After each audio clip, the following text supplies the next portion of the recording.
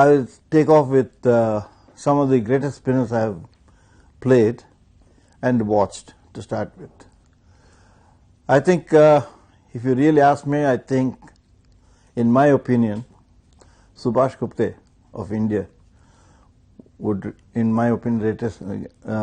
I don't think this game will ever see another spinner like Subhash Gupte, simply because I happened to play him in his last game for Central Zone against South Zone on Centre College wicket.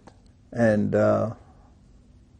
South Zone is supposed to have an array of batsmen like Patodi, Jaisimha, Beg, and V. Subramaniam, A.G. Kripal Singh, and was being led by A.G. Kripal Singh incidentally.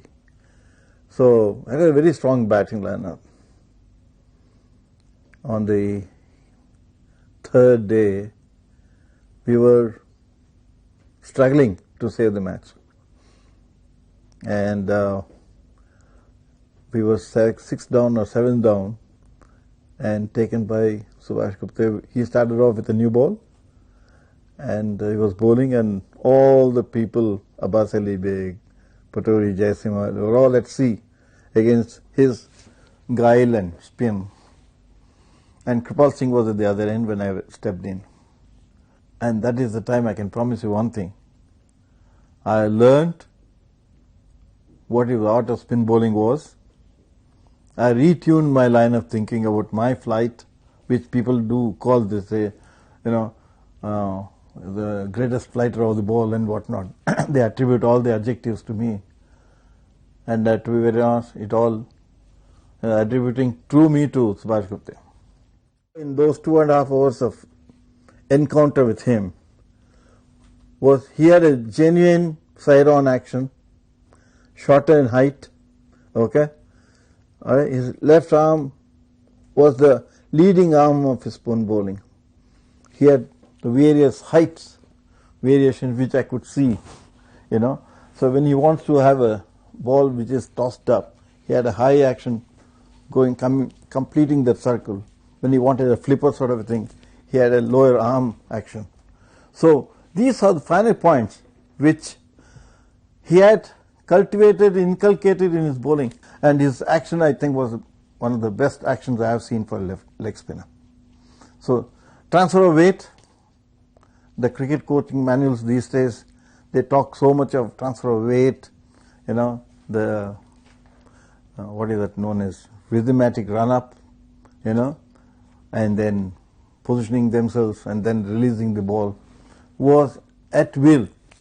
Whatever the height he wanted to release the ball, everything was perfect. If Subhash Gupte were to play, he played in 30-odd tests, he had 130-odd wickets, and he had 9 wickets against West Indies in Kanpur or somewhere. With that sort of fielding, one got to understand very important aspect. And with this present fielding support, which is spectacular and acrobatic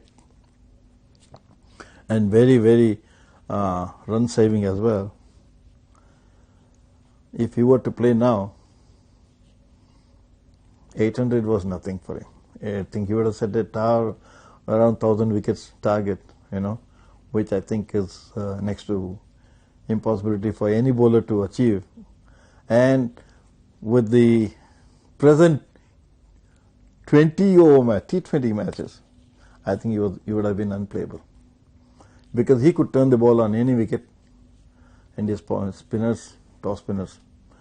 And in my opinion, honestly, he was the greatest leg spinner this game will ever see, and I don't think it will be a miracle if another leg spinner like him comes in.